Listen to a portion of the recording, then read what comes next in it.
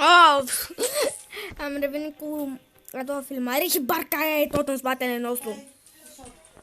Și de asemenea, ăla e la noi și nu-mi convine. Bă, da, am lag rău. Hai să vedem, poate mă pot urca în barca lui?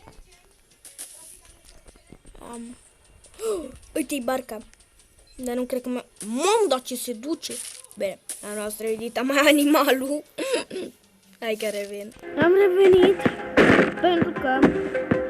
Uite, am trecut. Și am ajuns în lumea deșeurilor.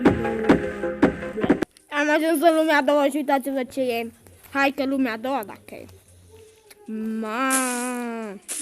Nu e ok deloc. Nu! Am murit!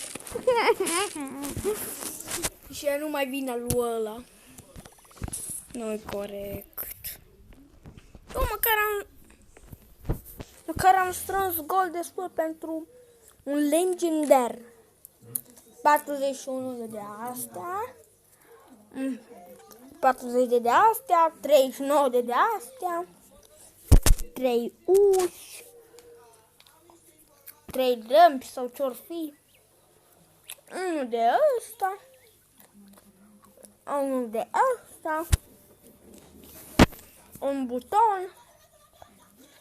Habar nu am. Un harpon. Un balon. Atât. Așa. Da, cam atât a fost cu episodul de azi. Nu mai am niciun chef să filmez, așa că na.